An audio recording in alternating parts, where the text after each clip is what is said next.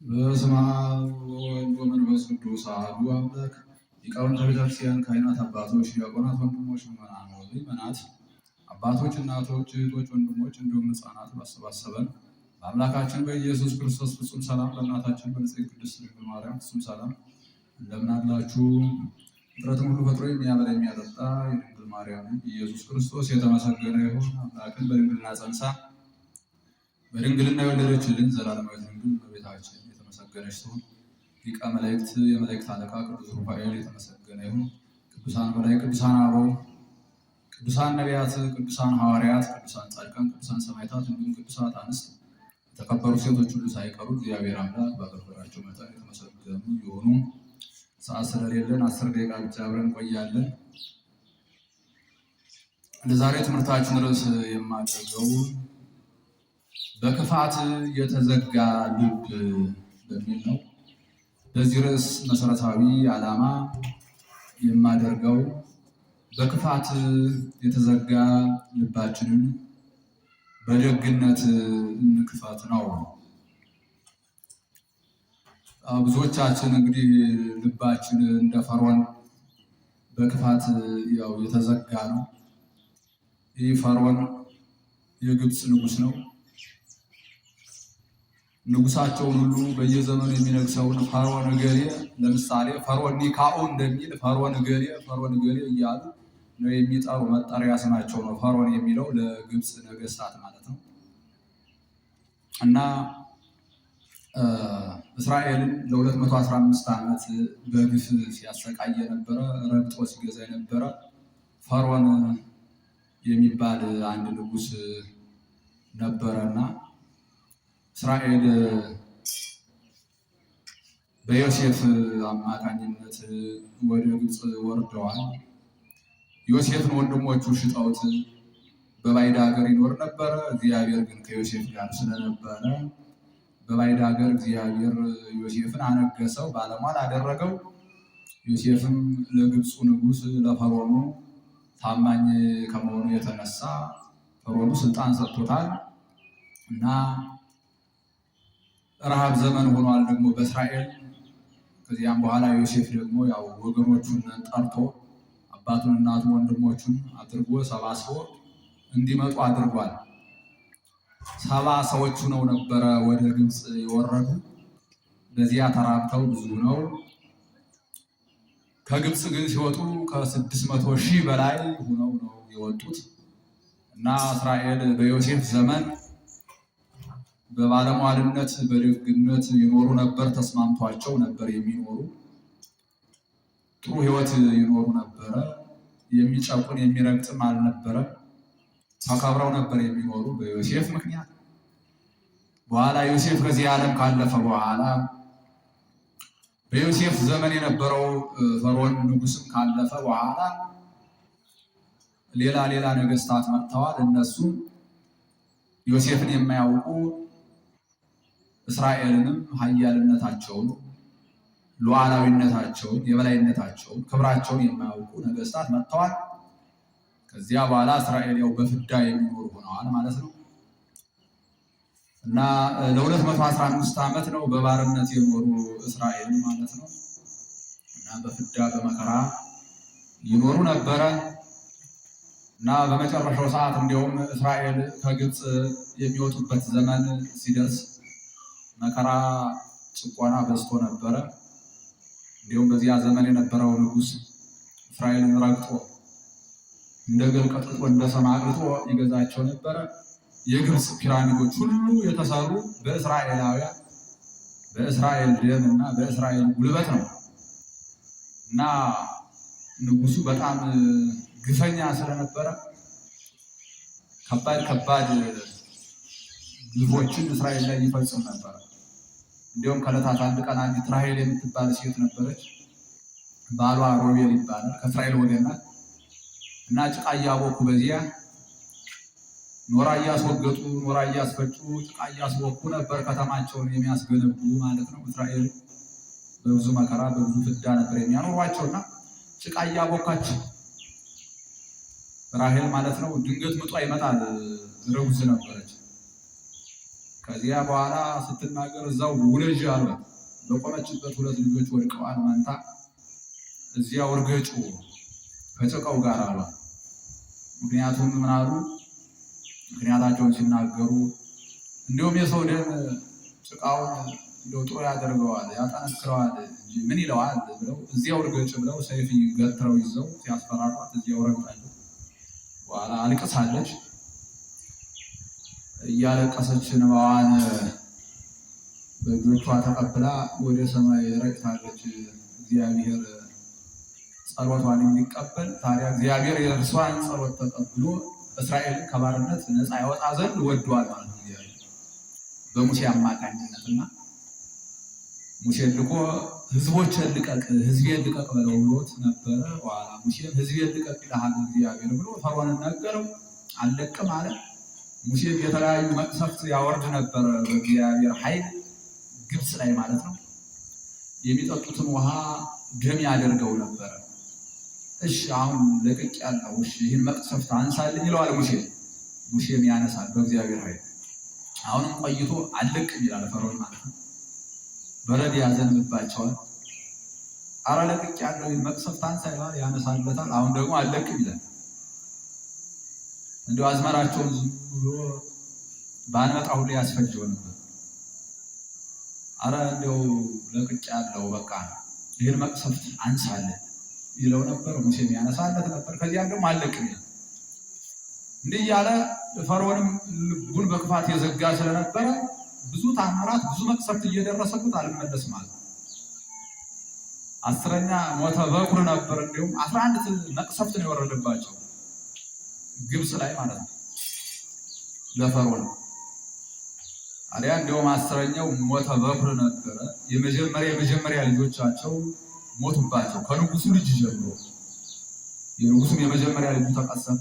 ሌሎችም ግብፅ የተባለች በሙሉ የመጀመሪያ ልጆቻቸውን አጥተዋል።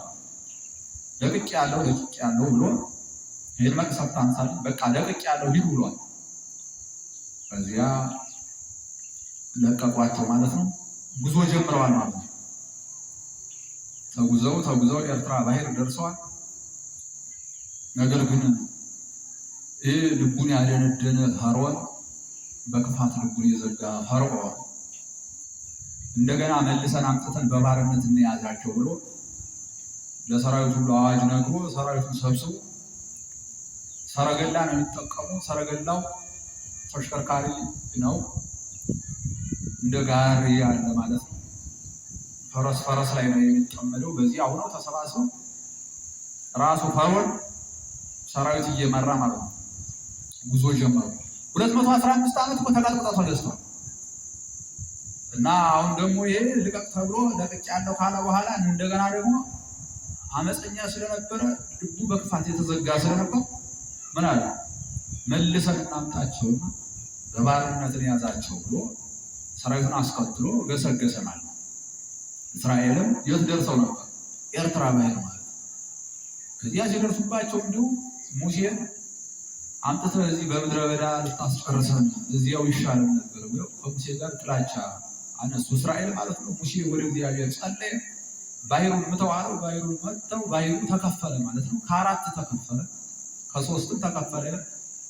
12 ናቸው ነገደ እስራኤል 12 ናቸው። በየነገዳቸው ባህሩ ከ4 ተከፍሏል። 4 ሲባዛ በ3 12 ይሆናል። ሶስቱ ነገድ በእያንዳንዱ ክፍል ባያልፈዋል። እንዲሁ ደግሞ ከ3 ተከፈለም ካሉ አራቱ ነገድ በእያንዳንዱ ክፍል ማለት ነው አልፈዋል። እና ባህር ተከፍሎላቸው ከ600 ሺህ በላይ እስራኤል ማለት ነው በዚያ ተሻግረው እነሱ ተሻግረው ከጨረሱ በኋላ ፈርዖን መጣ ከነሰራዊቱ ማለት ነው። በኋላ ውሃው በዚህና በዚህ እንደ ግድግዳ ቆሟል። ስለዚህ ለመሻገር ፈሩና በኋላ ምን አሉ? ትዕቢተኛ ስለነበር እስራኤልን ያሻገረ የሀገራችን ወንዝ እኛ ላያሻግር ነው እንዴ ብለው ሰተት ብለው በድፍረት ገቡ ማለት ነው። ሁሉም ሰራዊት በጠቅላላ ገቡ። ኤርትራ እጅግ በጣም ሰፊ የሆነ ወንዝ ነው፣ በጣም ከባድ ወንዝ ማለት ነው። ሁሉም ከገቡ በኋላ ጠቅልል ብለው ገብተው የፊተኞቹ ሊወጡ የፈረሶቻቸው ጆሮ ሲታይ ወደ እነ ሙሴ ሊሻገሩ እኮ ገብተው አልቀው የፊተኞቹ የፈረሶቹ ጆሮ ሲታይ ከኋላ ደግሞ ከፊት የፈረሶች ጆሮ ሲታይ ከኋላ የፈረሶች ጅራት ሲቀር ማለት ነው። ጥቅልል ብለው ከገቡ በኋላ አዙረህ መታው በበትረ አለው። አዙሮ መተው ስጥመተ ባህር ገጥሟቸዋል። ባህሩ ድብልቅ ብሎ አንድ ሳያተርፍ ፈርዖንም ከነሰራዊቱ ከነሰረገላቸው ከፈረሶቻቸው ጋር አንድ ሳይተርፍ ፈርዖን ከነሰራዊቱ ስጥመተ ባህር አግኝቶታል። ሰጥሟል ማለት ሰጥመዋል። አንድ ሳይተርፍ ማለት ሁሉም አልቀዋል። እንዲያው ነው ቀሩ። ለምንድነው? ልባቸውን በክፋት ዘግተው ነበረ። ፈርዖን ልቡን በክፋት የዘጋ ነበረ።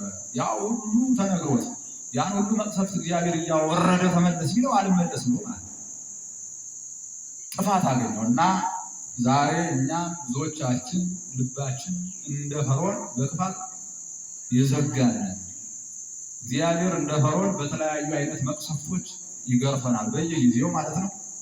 እኛ ግን አንመለስም። እግዚአብሔር በጦርነት እያረገፈን በረሃብ እያረገፈን በተለያዩ አደጋዎች በተለያዩ መቅሰፍቶች እየጨረሰ እንገኛለን። እየገረፈን ማለት አልመለስም። ይህ ሁሉ እየሆነ ልባችን በክፋት ተዘግቶ የማንመለስ ሆነናል። በቃ አሁን ሌሎቹ አልቀዋል። ሌሎቹ እያለቁ እኛ በጅምላ እየቀበርን ነው። ከነርሱ አንማር። ልባችን ዘግተናል። መጥፎ ራሱ ሞት ለክሞ እስኪወስደን ድረስ በቃ ልባችን ዘግተናል። እኛ ማለት አንሰማም ብለን እግዚአብሔርን አንሰማም፣ ወንጌልን አንሰማም ብለን እንግዲህ አውቆ የተኛ ቢቀሰቅሱት አይሰማም ነው። አውቀን ተኝተናል። እያወቅን እኮ ነው። አሁን እናውቃለን፣ ተምረናል፣ እናውቃለን። ግን ጆሮ ዳባ አልመስለን ተኝተናል ማለት ነው። እግዚአብሔር እንግዲህ ይነግሮም ለሕዝቡ በመጻሕፍት እግዚአብሔር በመጻሕፍት ያስተምረናል፣ በስነ ፍጥረት ያስተምረናል፣ በሊቃውንት ያስተምረናል፣ በመምህራን ያስተምረናል።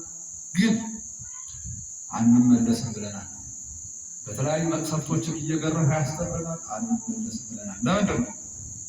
ልባችንን እንደ ፈርዖን በክፋት ዘግተነዋል ማለት ነው። እና እንጂ ብለን አንሰማም ብለን አውቀን ተኝተናል ማለት እያወቅን ተኝተናል። እንግዲህ ሰውን መሸወድ ሰውን ማታለል ይቻላል። ሳይተኙ የተኙ መስሎ ሰውን ማታለል ይቻላል። እግዚአብሔርን ግን ማታለል አይቻልም። እና እኛ አንሰማም፣ እግዚአብሔርን አንሰማም፣ መቅሰፍቱን አንሰማም፣ የሚደርስብንን ግርፋት አንሰማም፣ የምናልቅበትን መቅሰፍት ሁሉ አንሰማም ብለን እኛን መጥቶ ሞት ለክሞ እስኪወስደን ድረስ ማለት ነው አንሰማም ብለን ይህ በጣም የሚያሳዝን ሁኔታ ላይ ነው ያለ ነው ማለት ነው። ስለዚህ እግዚአብሔርን መስማት አለብን ነው። አዎ እግዚአብሔርን መስማት አለብን። እኛ እግዚአብሔር ሁሉ ጊዜ ያስተምረናል ማለት ነው። እኛ ደግሞ አንሰማም እያልን ነው። ቅዳሴውንም አንሰማው፣ ቁርባኑንም አንሰማም ብለናል፣ ንስሐውንም አንሰማም ብለናል፣ ቁርባኑንም አንሰማም ብለናል። እኛም አውቀናል፣ ጉድጓድ ይምሰናል። አዎ እንግዲህ አይጦች ከድመቶች ለመዳን ጉድጓድ ይምሳሉ። እነርሱ የሚምሱት ጉድጓድ የሕይወት ጉድጓድ ነው። ከአደጋ የሚድኑበት ከሞት የሚድኑበት ጉድጓድ ነው። እኛም አውቀናል፣ ጉድጓድ ምሰናል። እኛ ግን የምንምሰው ጉድጓድ የሕይወት ጉድጓድ አይደለም። የምንተርፍበት ጉድጓድ፣ ከሞት የምናመልጥበት ጉድጓድ አይደለም። ራሳችን እየጠመዘዝ ሞት ውስጥ የምንወድቅበት ጉድጓድ፣ ራሳችንን እየጠመዘዝ ኃጢአት ውስጥ የምንወድቅበትን ጉድጓድ፣ የኃጢአት ጉድጓድ ነው የምንቆፍር፣ የሞት ጉድጓድ ነው የምንቆፍር፣ የዘረኝነት ጉድጓድ፣ ክፉን ማለት ነው ራሳችን የሚያጠፋንን ጉድጓድ ነው እየቆፈርን ያለን እኛ ማለት ነው። አውቀን እኮ ነው አውቀናል እኮ ተምረናል እኮ እግዚአብሔር በመምህራን በሊቃውንት አስተምሮናል፣ በቅዱሳት መጻሕፍት አስተምሮናል፣ በስነ ፍጥረት አስተምሮናል። እግዚአብሔር ሁልጊዜ በመምህራን ያስተምረናል። ነገር ግን ይህ ሁሉ እየሆነ እኛ ግን ምንድን ነው እያደረግን ያለን ስንል ራሳችን በመጠምዘዝ ወደ ሞት ጎዳና ልባችን በክፋት ዘግተን እኮ ነው አመፀኞች ሆነን ማለት ነው። አንሰማም ብለናል። ስለዚህ አንሰማም ብለናል ሳንወድ በግድ ሞትን ግን እንሰማዋለን ማለት ነው። ሞት ሰዓቱን ጠብቆ ይመጣል። ስለዚህ ግን ከኛ ምንድን ነው የሚጠበቀው ስንል ሞትን በንስሐ እንቅደመው፣ እግዚአብሔርን እንስማው። በኋላ ወይኔ ወይኔ እንዳንል ምንድን ነው የሆነው? ነዌ እኮ አልዓዛር የሚባል በዚህ ዓለም በድህነት ውስጥ የሚኖር በመከራ የሚኖር ነበር። ነዌ የሚባል ሀብታም ሰው ነበር። አልዓዛር ከእርሱ በረንዳ ላይ ወድቆ የሚኖር ነበር። ውሾች ይልሱት ነበር። ቆሳስሎ እንዲያው በመከራ ይኖር ነበር። ነገር ግን ይህ ባለጸጋ ሀብታሙ ነዌ ለአልዓዛር አንዳች ነገር አላደረገለትም። ያው ሞት የማይቀር ነውና አልዓዛርን ተሸኘ። ያን ቀኑን ጠብቆ ተሸኘ። አብርሃም ግን ደጉ አባታችን በዚያ በገነት እያለ በእርግጥ ድነት ሳይደረግ ቅዱሳንን እሳቱ አይነካቸው ነበር። በሲሆን ያው በስልጣን እግዚአብሔር እሳቱ አይነካቸው ነበር። ክፎችን ይበላቸው ያሰቃያቸው ነበር። እና ታዲያ ይህን አልዓዛር በማን ጉያ ውስጥ ነበረ? በአብርሃም ጉያ ውስጥ ነበረ አልዓዛር ማለት ነው።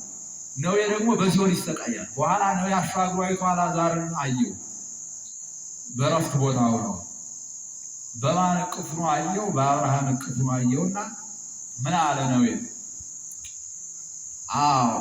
አባት አብርሃም ሆይ እባክህ እንዲያው ነዌ በጣቱ እንኳን ትንሽ ውሃ ምላሴ ላይ ጠብ እንዲያደርግልኝ እባክህ ላከው እያለ በዚያ ውስጥ ይገበገባል። በመከራ ማለት ነው፣ በሲኦል ነዌ ማለት ነው። አብርሃም ደግሞ ምን አለ? በእናንተና በእኛ መካከል ታላቅ ገደል ስላለ መገናኘት አንችልም አለው።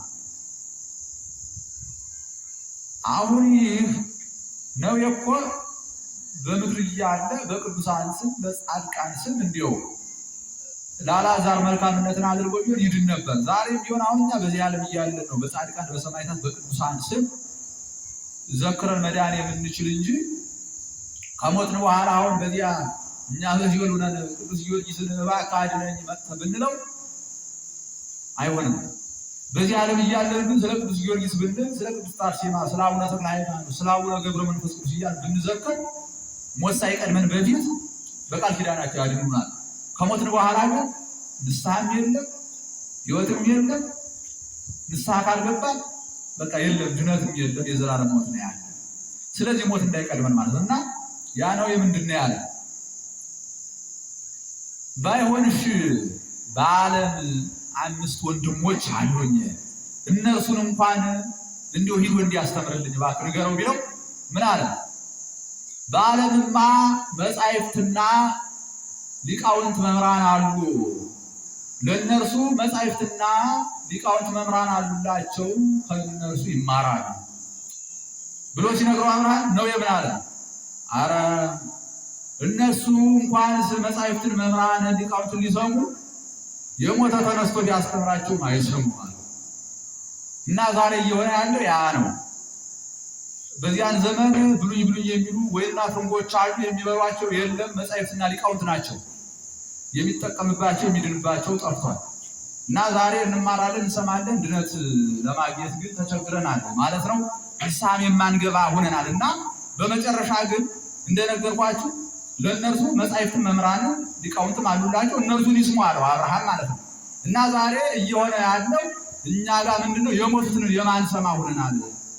የሞቱትን እኮ አሁን መጥተው እያስተማሩ ነው። እንግዲህ ያው በየአካባቢያችን ብዙ ጊዜ አይቻለሁ፣ በሌላም ቦታ በብዙ ቦታ ታውቃላችሁ። ብዙ ሰዎች ከመግነዝ እየተነሱ ከተገነዙበት እየተነሱ ከሞቱበት ማለት እኮ ነው እግዚአብሔር እየመለሳቸው ያስተምራሉ። የሆኑትን ያስተምራሉ፣ ምን እንዳለ ያስተምራሉ፣ ተመለሱ እያሉ ያስተምራሉ።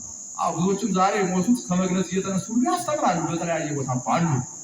እኒያን ሁሉ የማንሰማ ሆነናል።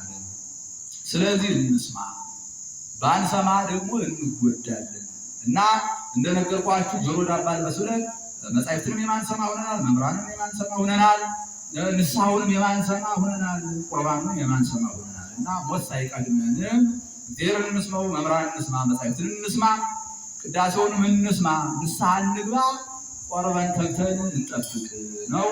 እሳት